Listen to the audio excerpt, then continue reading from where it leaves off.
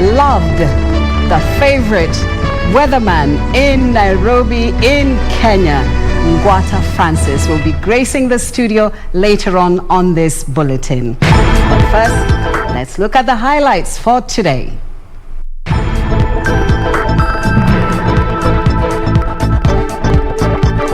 They can lift everybody from below, and in fact, they will not threaten the people up.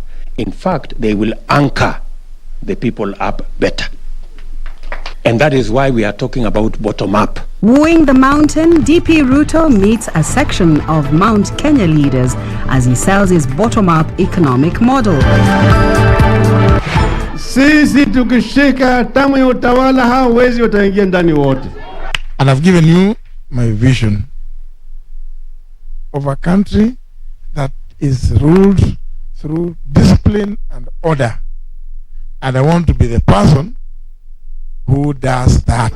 Throwing their hats in the ring, ODM leader Raila Odinga and Speaker Justine Muturi separately declared their intentions for the 2022 general elections. They call themselves police officers and so on, but I was a bit skeptical. I didn't even seem to believe that they were police officers. And crying for his life, lawyer John Haminwa claims his life is in danger following his legal stand on BBI case.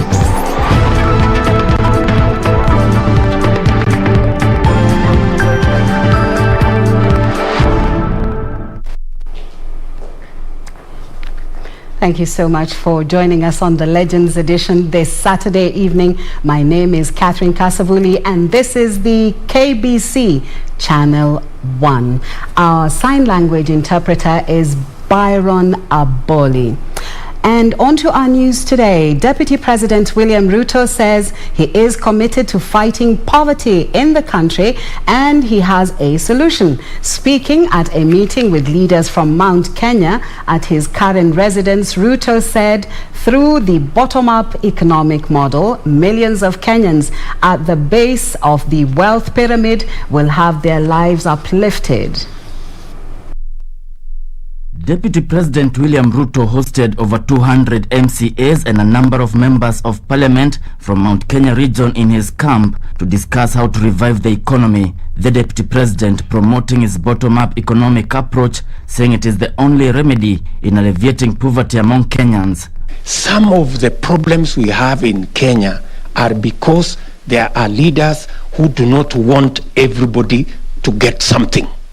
They believe in the philosophy of win-lose, that if you win, then they lose. Or if this one wins, then the other one loses.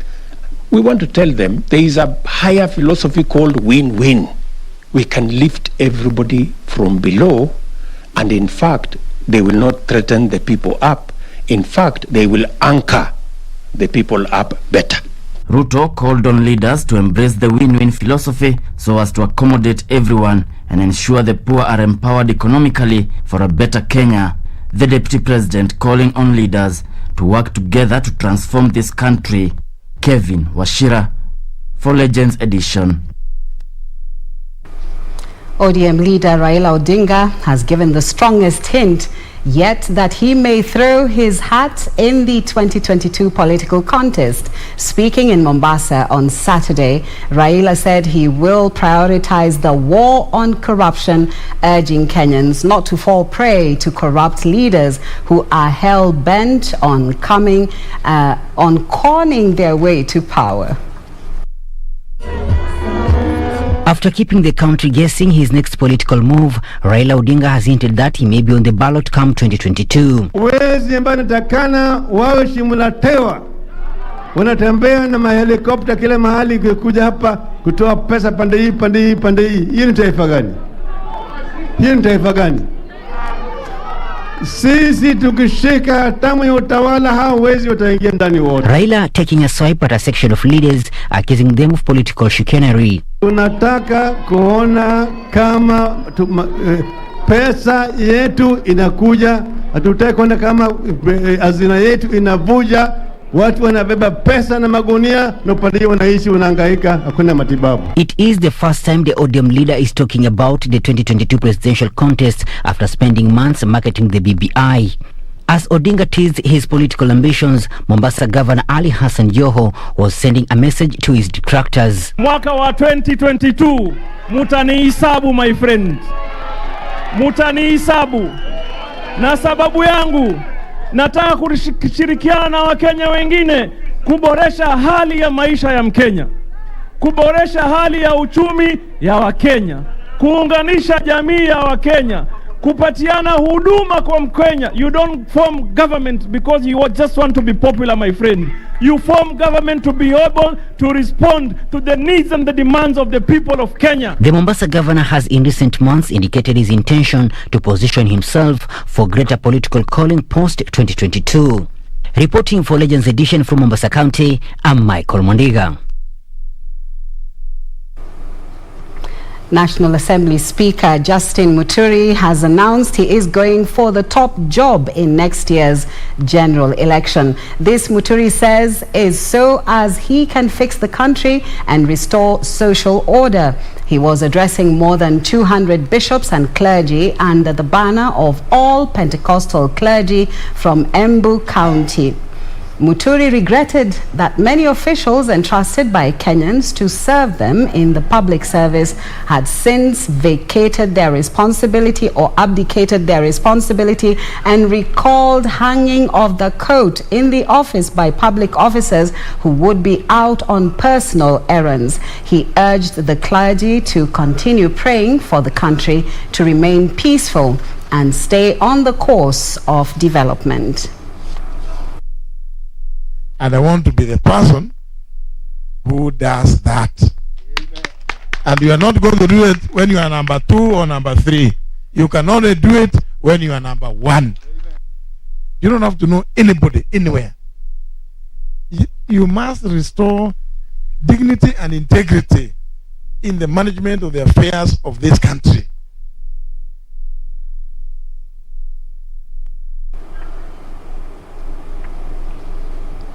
Amani National Congress Party leader Musalia Mudavadi is questioning the reasoning behind the introduction of internet and petroleum taxes that took effect on the 1st of July this year. Mudavadi, who was in Nakuru, says the taxes will weigh heavily on the already overburdened Kenyans struggling to survive the COVID-19 pandemic. While in Nakuru, after meeting Governor Lee Kinyanjui, the ANC leader called on Kenyans to support his presidential bid, promising to rework the country's taxation framework. Mudavadi taking issue with the introduction of 16% VAT on cooking gas. Watu wanafinywa na kodi ya ajabu.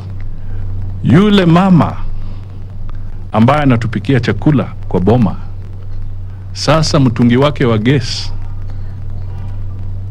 umeongezwa shilingi 350. Na wewe unaambia huyu mama asiende kukata muti kwa sababu anaharibu mazingira. Lakini kwa jikoni yake umemfuata paka kwa jikoni na ushuru. Mudavadi promising he was not turning back and he will be in the ballot paper in 2022 general elections. The ANC leader vying to use his nascent days in office, if given a chance, to firmly deal with graft, which according to him has a direct impact on taxation. Caroline Kamau for the Legends edition. Candidates contesting the Kiambaa parliamentary seat on the 15th July by-election are now employing every trick in the hat to woo voters. Some have resorted to a door-to-door campaign, while others have roped in small traders to propel their ideologies. Though the race has been largely shaped as a two-horse race between the Jubilee candidate Kareri Njama and EDS Njuguna Wanjiko, candidates from other political parties and independent candidates are putting a show ahead of the exercise coming up in 2 weeks. The enhancement of security and empowerment of the youth, key among the priorities being fronted. I'm not asking for the vote because I'm a young person. I'm not asking them to elect because I'm a son of a single mother. But I'm doing all this because I have an agenda for Kiambaa people for the longest time. My first priority is security. When we get security right, we will kickstart the economy, the bottom, these who are bottom, people who can start with 4 chickens as we grow, as we continue. My priority in Kiambaa is the education of the youth, and particularly the youth who are jobless. Furthermore, we lack vocational training institutes at the village polytechnics, and that's why Kiambaa has reached the position where it is. But for Jubilee and UDA, it will be a battle of titans in the race that is likely to shape the future of politics in Mount Kenya region. After 15th, and after we were all over in the 16th, celebrating the win of Jubilee and Kaleli Jama. That will be now the start, and I can tell you that that will be the end of that now issue of order in this region. We are confident the people in Banana, the people in Kiambaa have decided they don't want war between two groups of these two parties, but they have decided to give votes to Mwalimu Njoroge of TND, the New Democrats.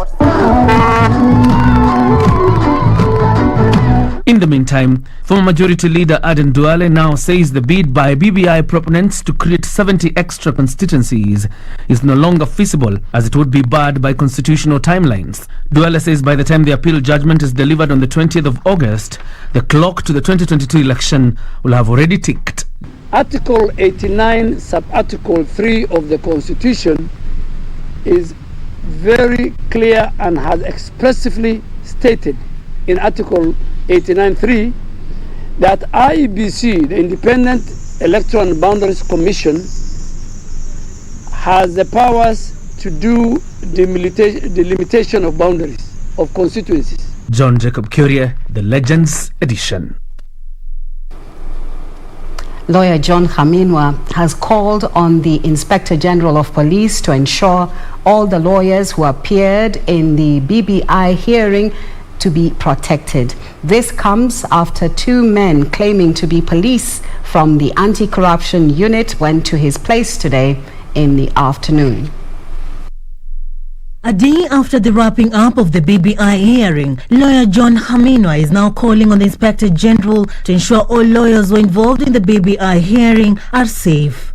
What I'm trying to say is really that when there is such a sensitive matter taking place in the country, and people have taken strong positions, the Inspector General cannot just sit and fold his hands at all. He has to find out what is happening, the people who participated in the process.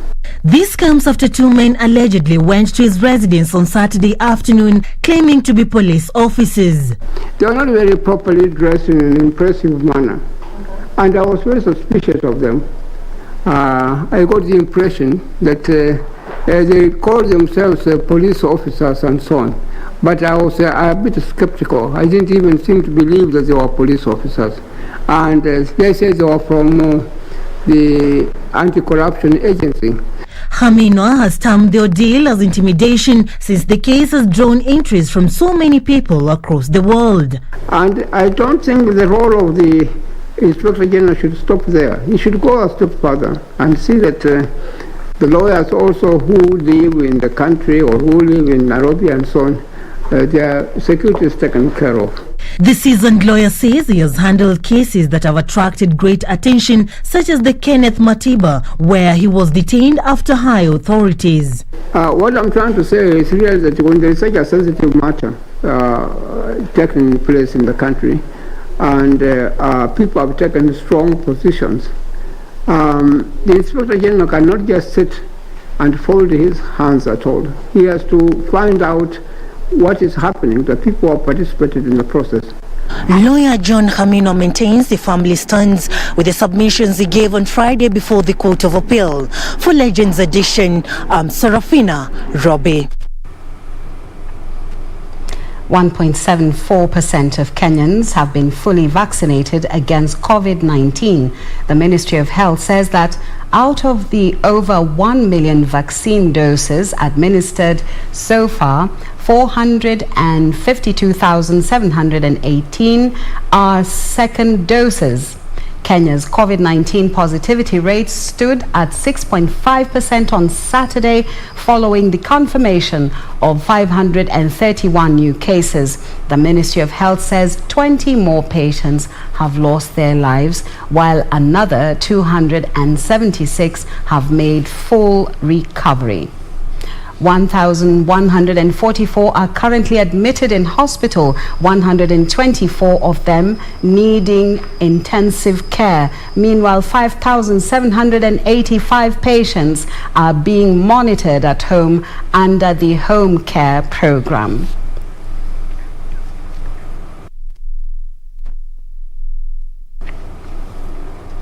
A family in Nairobi's Kayole estate is calling on well-wishers to help them raise 800,000 shillings for the treatment of their 6-year-old daughter.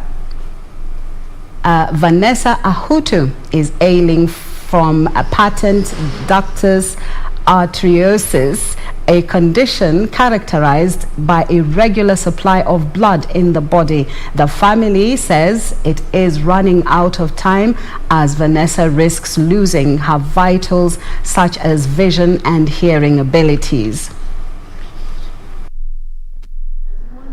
Baby Vanessa Ahutu is battling for her tender and precious life. At just 6 years of age, she has had to deal with a heart defect that is slowly wasting her vital organs such as eyes, ears and lungs. Nikaenda kliniki Kikuyu siku mbili, wakasema mtoto ndakana atolewe hiyo cataract iko kwa macho. Bila nikiendelea kukaa sana na mtoto atakuwa totally blind. Hiyo kitu iliniguza sana, nikaangalia nikasema sasa nitatoa wapi pesa. Vanessa was diagnosed with patent ductus arteriosus, a heart defect that can lead to fluid buildup in the lungs. Wakadiscover kwamba kuna shida na macho haoni.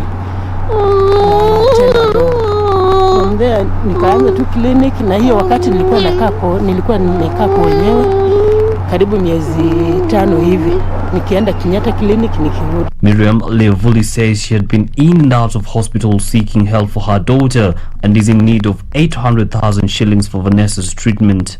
Ama watu wenye wanaweza kuangalia huyu mtoto waguze tu, amsaidie ili asaidike na roho, wafunike hiyo kitu yenye inamshika kwa roho. Hiyo nini PDA wanasema inaitwa PDA kwa roho, alafu atengeneze macho. Na walisema akitengeneza hizi vitu zote atakuwa sawa, na awekewe earrings zaidi kwa sababu haoni, hasikii, haongei na hiyo shida ya roho. Financial donations can be channeled to KCB bank account number 126-970-2335, NEM Miriam Leovuli, or pay bill number 8041563, NEM Vanessa Medical Fund.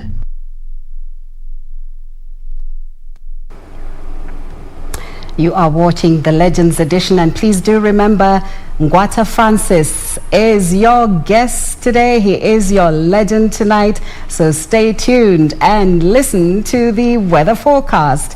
Well, we'll be back soon.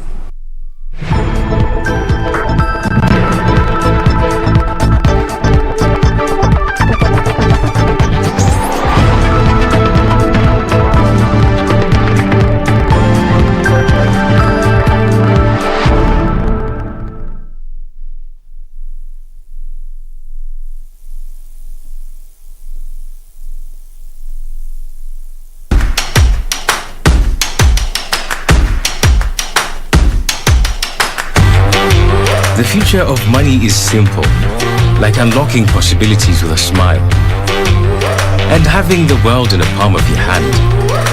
It's the ability to touch many lives at the same time and turn your dreams into reality. It's forgetting and still remembering.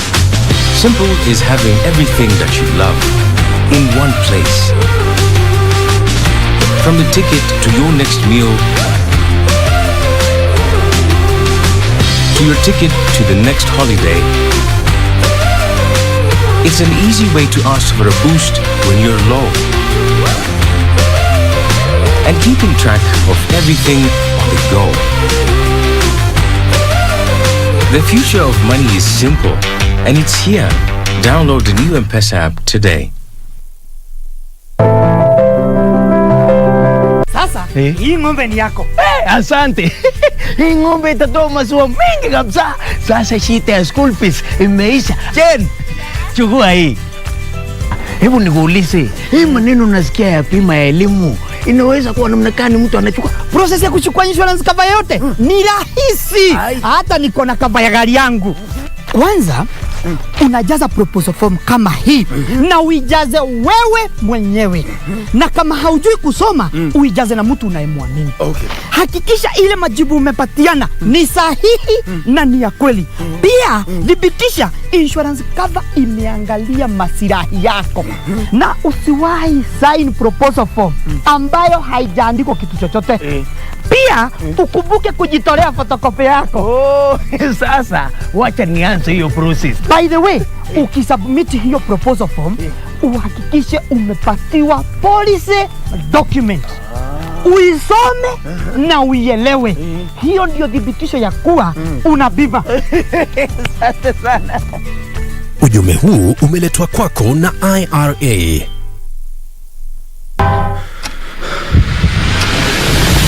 Direct, so I'll get to the point. You see, Mr. Komu, I understand how you feel, what you're going through. It's first time jitters, okay? It happens to everyone. Ibis is not exactly so.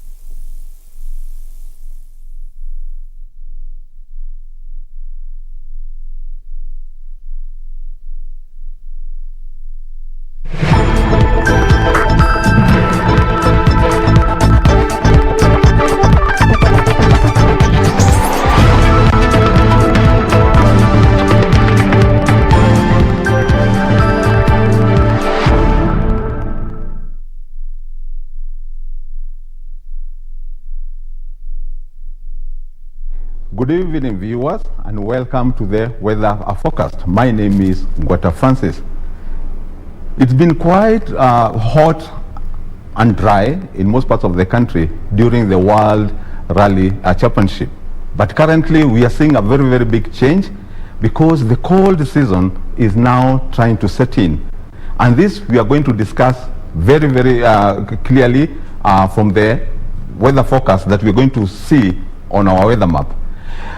Particularly the coastal area is going to be cool and sunny, but as we go inland, we are going to see Nairobi and the central area being a little bit chilly, cold, and temperatures are going to be sizzling low. But the eastern and also the northeastern is going to be rather dry and hot, and temperatures are going to soar to almost 40 degrees Celsius. To the western, that is Kisumu and other areas, we are going to see the area having showery conditions. That is just beautiful, honestly, nostalgia. Thank you. Welcome. Thank you so much for gracing our screen once more. And how does it feel? You know, you left 2004. How does it feel to be on the screen again? Well, first of all, Catherine, I'm very, very humbled to be back to the studio, and particularly in KBC, because I believe this is my home area.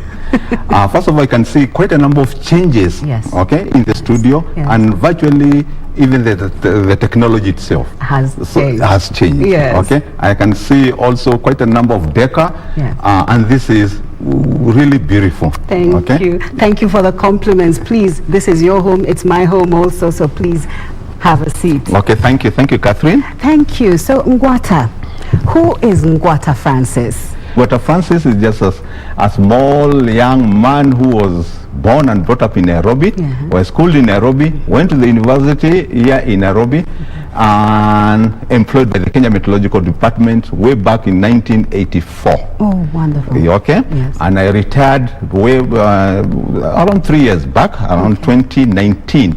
So in between, there are quite a number of things that have happened, which I think right now maybe time may not allow, because I started off as a bachelor, I became a family man, and now here I am, an old man. Now, talking about God, you know, we are seeing quite a number of instances, phenomena, you know, taking place all over the world. You know, we'll talk about Kenya later, but let's just touch on what's happening all over the world. We have eruptions, volcanic eruptions, we have earthquakes happening almost simultaneously. We have rain, and rain in places where they're supposed to be having summer, because the northern hemisphere is supposed to be experiencing summer. And right now they have rains, you know, golf balls, you know, what do you call it, hailstones, the size of a golf ball. What is happening? There are quite a number of things that, you know, have emerged and evolved over time. And unfortunately, as the population continue to explode everywhere, okay, people have also continued defiling the environment, okay? Whereas, you know, there are some phenomena that we cannot do anything. Even some of these big nations, okay? There isn't much that they can do, but God has got the final say. Because like now, when it comes to hurricanes, cyclones, okay, there is no nation that can stop them. Many times you did give the weather forecast, and many times it was not correct. What happens in those instances? Because you would say that, you know, some territories are going to receive some rains, you know, rains, showers, thunderstorms and things, and then it goes to the next district. It doesn't rain where you actually predicted it to, I mean, where you forecasted it would rain. Bottom line, as I said, the more data that you have, the better. The more well you explain to your doctor how you are feeling, the better way of treating you. Now, unfortunately for us, or for the department, is that if you have got very dense network of those observation platforms, okay, then you can give a better forecast. Those days, okay, you will find there are some countries, okay, because weather, and you know, weather has got no boundary, and there is no way, Catherine, that you will deviate from those technological advances. Because if you are left, okay, first of all, as I know, is that there is no plane that can leave the country or come to the country, okay, without the weather data. That is true. What is the most common element in weather forecasting? First of all, temperature. Okay. Temperature. Pressure. Pressure is very, very important. Okay. Let's say there's nothing that you can say is important than the other. Okay. Just like now your body. Okay. Your hand cannot say I'm very important than the leg. Okay. The nose cannot say that I'm very important than the stomach.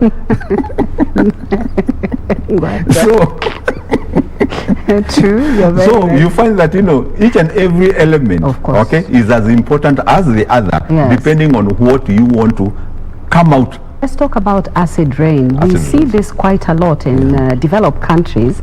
We are seeing it in some parts of Africa. What do you have to say about that? First of all, how it is made in the atmosphere, okay? You've got a nuclei. A nuclei is that something that is in the middle, where the water vapor attaches itself. Now, this nuclei, okay, it will amaze you. What is it? It can be smoke. It can be pollen. It can be dust. Okay. You see, it can be chemicals. Okay. One last question. 2019, we had some unseasonal rainfall, and we were being told that it came from the Indian Ocean because temperatures were rising, and this moisture came in hinterland, and of course, you know, condensation process. We had rains. Please just, you know, expound on this. The rain, particularly in our region, is quite interesting. The way, you know, we get it. Okay. And there are quite a number of factors. Okay. Sometimes we talk about intertropical convergence zone, the area that winds are converging. Okay. Sometimes we talk about cyclones. In this part of the world, we call the cyclones in the Indian Ocean, or that low pressure cyclonic.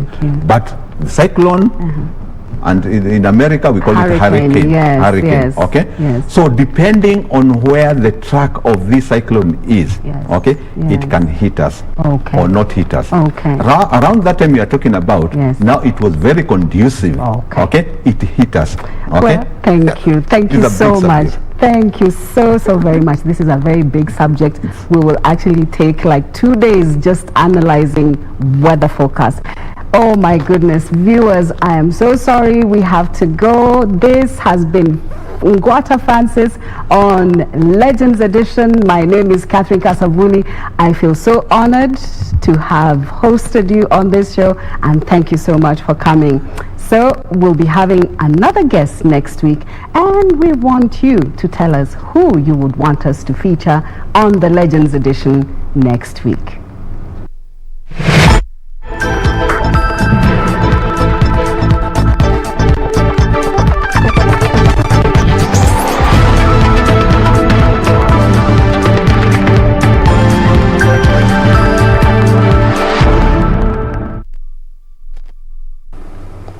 That was a favorite weatherman. People are asking, can you ask him about his power to move clouds, the sun and rain across Kenya for so many years? Well, thank you, Ngwata Francis, for gracing this occasion. Poor adherence to antiretroviral therapy is associated with less effective suppression of HIV, which not only risks the immediate health of the patient, but also triggers permanent resistance to treatment. Our reporter, Wycliffe Okech, visited some Kenyans living with HIV and filed a detailed report on why it is not only important but critically crucial for HIV patients to adhere to their prescribed medication. Almost 40 years on since the onset of HIV/AIDS pandemic in the country, stigma and discrimination remain the biggest impediment to treatment efforts, even as the National AIDS Control Council and Kenya National AIDS and STI Control Program jointly strive to contain the deadly virus. 22-year-old Mary Maureen Atieno from Komenya Kuala in Siaya County knows too well the impact of stigma and discrimination on a HIV patient. The clinician told me he was HIV positive. Actually, I fainted. I fainted, and after some minutes niliamka, then I really cried that day. Ilifika point tulikuwa tu mabeshte na dawa. Yeah, that's when I saw this is not a big deal. Yeah. So at that point I used to tell my classmates, yeah, there is this girl, I can't remember, her name is Olivia. I told her, by them, they used to see me going in the morning, taking my medication, in the evening I'm going for the medication. So nikamwambia, I'm always HIV positive. Zile dawa na mezanga, I'm always HIV positive. Alishanga, then she started spreading it. Currently, Maureen works as an adolescent peer educator at the Siaya County Referral Hospital. Sasa tukikuja clinic nini tafanyika? Tutaona daktari, si ndio? Then tutapewa dawa, si ndio? I need a stigma-free environment. That's to my adolescents, because once there is no stigma, somebody can easily accept themselves. Yeah. When somebody tells you it's fine, you're going to be fine. Yeah. Hapo hakuna stigma. Just like Maureen, 38-year-old Michael Odhiambo joins the counseling mission, where he encourages individuals living with various illnesses, including HIV, to stay strong, adhere to medication, and embrace voluntary medical male circumcision. When they ask me, I try to introduce circumcision, HIV prevention, through maybe this circumcision of shangring to reduce it by 60%. It's not fully preventive, but at least it helps to reduce the chances, and then also to prevent this cervical cancer for your wives or for the women, and also for the men, this urinary tract diseases ndio tunajaribu. In Rarieda, still in Siaya County, individuals living with HIV have had to reinvent themselves in the face of the COVID-19 pandemic. Instead of frequenting and flocking Madiani District Hospital for their regimen, these patients have struck a deal with Dorothy Akinyi, who brings the drugs to them in their homes. Nikishapima temperature na hizo vitu zote, halafu nampea dawa yake. Hiyo dawa yake ana confirm kama hiyo dawa ni dawa yenye anameza. Kama ni sawa, anaenda nayo. Kama sio sawa, anawacha hapa. Tarudi nayo ili niende ni confirm vizuri ndio tena nimletee. Sasa ninachukua dawa kutoka huko Madiani, lakini ilikuwa expenses kwa transport. Huko pia ni mbali. Getting to know one's HIV status is not only important but also critical for healthy living. Joachim Ogutu knows this too well. With strict adherence to medication, the couple now has 2 HIV-negative births, including a 7-year-old twin. Vile tulijua hali yetu, ilibidi tutembelee facility health center, tujue hali. So vile tulijua hali yetu, ilibidi tuanzie maisha mpya. Tulikuwa nafikiria kwamba tukipatikana namna hiyo ya kwamba hiyo ndio mwisho wa maisha, lakini kulingana na mafunzo tulipata kwa madaktari wetu, walituambia kwamba bado kuna tumaini. Sasa tulianza hiyo mafunzo pale na pale mpaka ikafika wakati tumebarikiwa na hawa twins wetu. There's no amount of stigma that should stop you from taking your medication, especially if you're a HIV patient, because your medication is your life. My name is Wycliffe Okech, and this is KBC. And on that story, we take our second break, and when we return, we have more news for you. Please don't go away. This is the Legends Edition. I'm Catherine Kasavuli.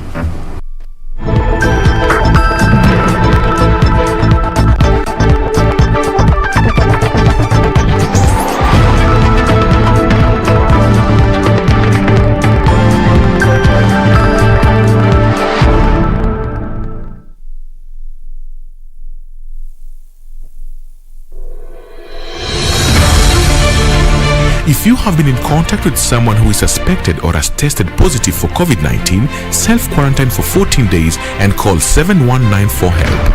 Self-quarantine restricts movement and the spread of the disease and protects your family, friends and community from being infected.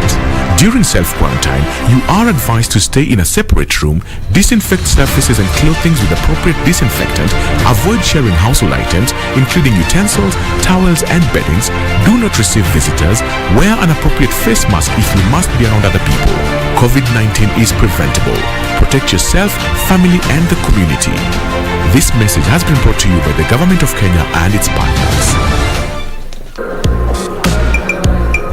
Please deposit this money into my account real quick. May I know your account, please? Michael Bakayoko. My account is 01826. Thank you for banking with us. It's my first time to bank. Could I ask how safe is my money? Or maybe I should just continue with my mattress banking. I think I should go back. How are you, Mr. Bakayoko? How may I help you this time? Well, I have come back to confirm the safety of my money. The one that I deposited earlier today. Oh, I guess you haven't banked with us for some time. Now listen, whenever you deposit your money, be rest assured of its safety because you're a responsible bank which is a member of the KDIC. See that sticker there? KDIC? KDIC is mandated by law to provide insurance for your deposits. Now I know. No more mattress banking. Be sure. Check out for a KDIC sticker in your banking hall. KDIC, protecting your deposits. Direct, so I'll get to the point. You see, Mr. Komu, I understand how you feel, what you're going through. It's first time jitters, okay? It happens to everyone. Ibis is not exactly what it's up.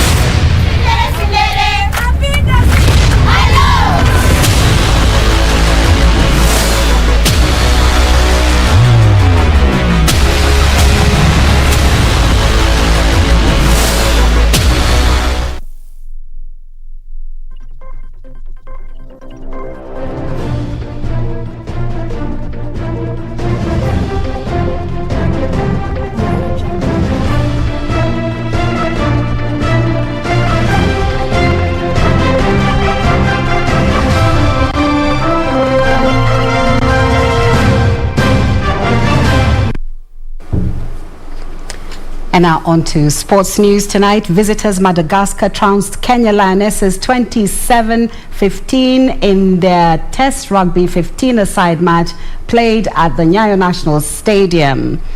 It was the first time the 15 squad was in action without the 7 players who are in camp ahead of the Tokyo Olympic Games.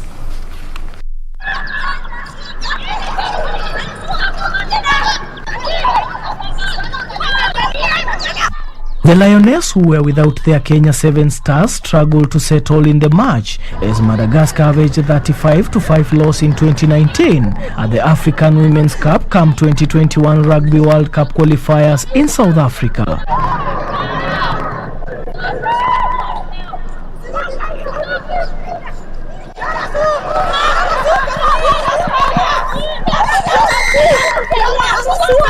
Dorcas Sinaida, Stacey Atieno and Michelle Akinyi scored and converted tries each for Kenya. While unveiling the squad, Lioness assistant coach Micha Chola, who is handling the 7-side aside as Felix Olo takes charge of the Olympic-bound 7 squad, said it was a new chapter in women's rugby in Kenya as it marks the first time the 15 squad is in action without 7 players. The likes of Finalfia Orlando and speedster Janet Okello, who played a crucial role in the huge victory against Madagascar 2 years ago, missed the tie. The two sides will meet again on July 11th in the second and final test match at the Nyayo National Stadium. Athletics Kenya has today named a squad of 43 athletes who will compete in the Under-20 World Championships slated at Kasarani, slated for the 17th to the 22nd of August at Kasarani Stadium. The 43 youngsters comprise of 24 boys and 19 girls. Approximately 490 athletes showed up at Kasarani Stadium from Thursday to take part in the 3-day trials for ticket to the next month's World Championships in Kenya. Najihisi mzuri sana kwa maana nimeshinda race ya leo hata kwa na prepare sasa for World Championship. Yeah. Kuanzia saa hii tunaenda kushikana na mwenzangu alafu tuone vile tutakuja kufanya World Junior hapa Kasarani. The team will go into camp on the 15th of this month at Kasarani Stadium in preparation of the 5-day World Championship in Kenya. Kenya will be aiming to replicate the same performance in Tampere, Finland, where the team finished first overall. Gor Mahia's coach Carlos Vaz Pinto has promised rivals AFC Leopards rough and tough opposition ahead of their FKF Cup final.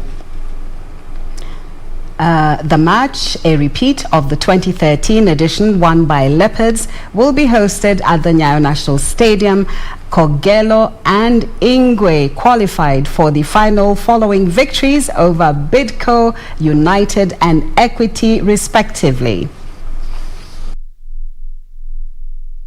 Kogalo and Ingwe will face off at Nyayo National Stadium as each team aims to secure a ticket to represent Kenya in the CAF Confederations Cup as well as bag 2 million shillings cash prize after FKF Premier League leaders Tusker qualified for the CAF Champions League after beating Ulinzi Stars 4-1 on Wednesday. Last 70 games we lost one. 17 games we lost one. Because of that, it's two good teams, like I say. It's not only FC Leopards, it's FC and Gor Mahia. They will respect each other, I know, but of course they have both teams will play this game with confidence to win. We could have played against any team. The most important when you are in final is just to win the final. So tomorrow it's against Gor. It could have been against another team. So for me it's not really a problem. The most important is to think about ourselves, to play our game, and at the end of the day we will see what will happen. Football Kenya Federation has confirmed that fans will not be allowed to attend the match as a measure to help curb the spread of COVID-19 pandemic in the country. Unaweza onyesha tu ni nani ukifunga timu kama Gor Mahia. Alafu hapo katikati naambia sichenje. Hii ni wakati wake sasa tuonyeshe tena yani midfielder wa ajabu. Unaona game pia ni critical to ni a decisive game. Inaamua mtu mwenye anaenda confederations. So Gor haifai kuchukua lightly, hata kama tumekuwa na good run against FC, mechi itakuwa ngumu. Gor Mahia made it to the finals after beating Bidco United 4-1 on penalties, following a 1-1 scoreline in regulation time, while AFC Leopards beat Equity Bank 6-5 on penalties after a barren draw in normal time. Bidco United, meanwhile, will be gearing up for a clash against Equity in the third place playoff, a curtain raiser to the grand finale. The national boxing team assistant coach Dave Munuhe says there are no injury worries as the squad steps up training ahead of the Tokyo Olympic Games. His squad is currently camping at Kasarani Stadium before their departure to Tokyo. The Kenyan squad has been training since late last year in preparation for the Tokyo Olympic Games. Assistant coach Dave Munuhe is adamant the Kenyan pugilists are up to the task. Munuhe says the boxers are in tip-top shape and raring to go. Tuko vizuri kabisa kwa sababu hakuna kungoja mtu. Tumeanza na wakati mzuri, tunamalizia wakati mzuri, tuko pamoja, tunajua mtu amefanya nini. Kwa hivyo naweza sema kufikia sasa mazoezi yako salama, tunaomba tu Mungu kwa sababu pia hatujakuwa na injury yoyote. Mazoezi tunaendelea poa, makoches pia wanang'ang'ana jinsi wawezavyo kulingana na ile result ya mwisho, kwa sababu assignment ya mwisho yenye tulienda ilikuwa ni Russia, so wanajua hiyo weakness, na pia mimi na wenzangu tunajitahidi.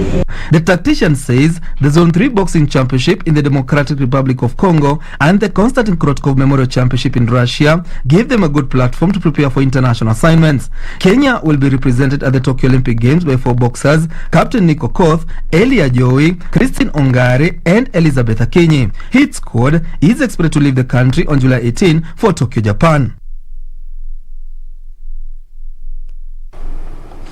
Reigning world 1,500 meters champion Timothy Cheruiyot will line up in a star-studded event held at Galan in Stockholm on Sunday. The International Athletics Meet will be a training ground for top athletes ahead of the Tokyo Olympics. After a strong start to the season at the Doha Diamond League, where he set the world 1500 meters lead of 3 minutes 30.48 seconds, world champion Timothy Cheruiyot could only finish 4th at the Kenya Olympic Games trials.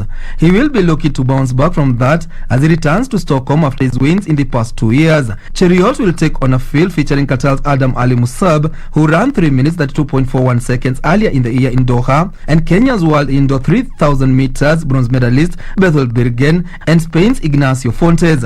In the men's 800 meters, Kenya's world bronze medalist Ferguson Rotich lines up alongside world silver medalist Amel Tuka, Britain's Jamie Webb, Elliot Gills and Sweden's Andres Kremer.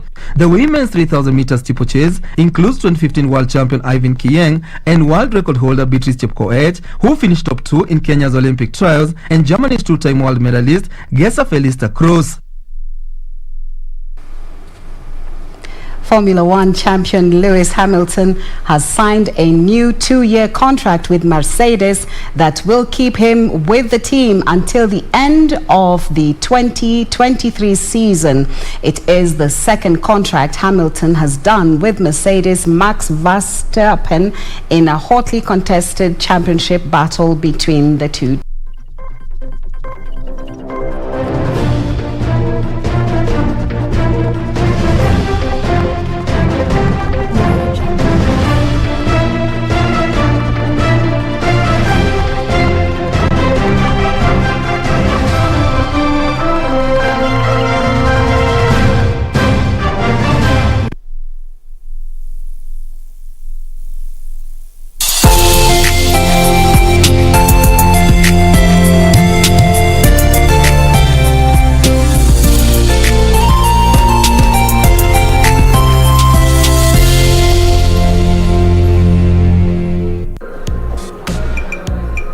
Please deposit this money into my account real quick.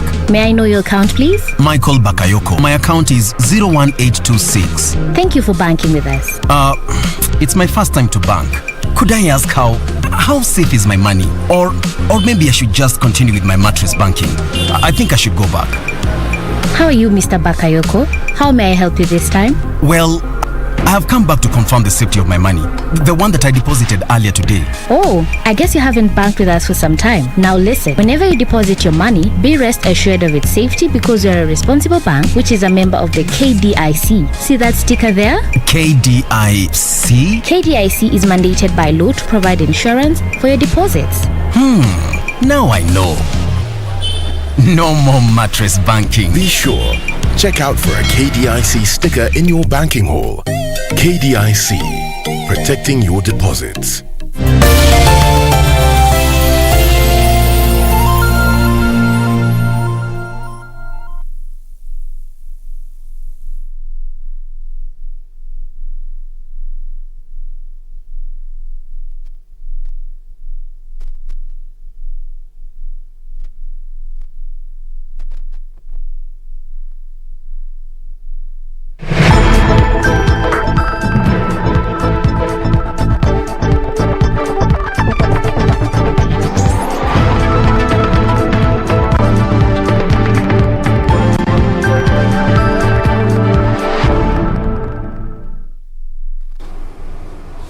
Yes, this is the Legends Edition. I am Catherine Kasavuli. Just before we go, remember we asked you who would you like to watch or to interact with on the Legends Edition next week. Please send in your responses and I'm sure we will give you a wonderful surprise next Saturday. So this has been KBC Channel 1. Our sign language interpreter has been Byron Abuli and I am Catherine Kasavuli, yours truly. God bless you. Have a nice weekend.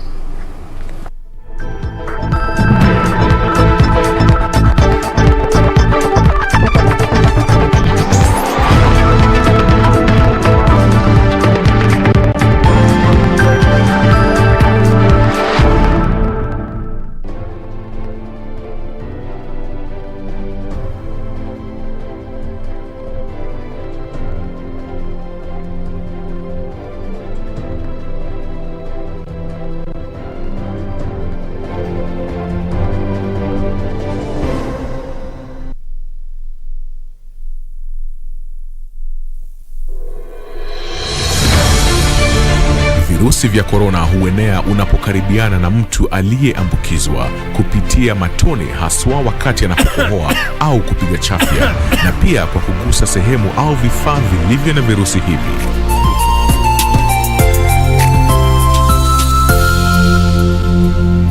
Jitenge kisha piga nambari 719 ili upate usaidizi. Mtu yeyote anaishi na maradhi sugu kama vile virusi vya HIV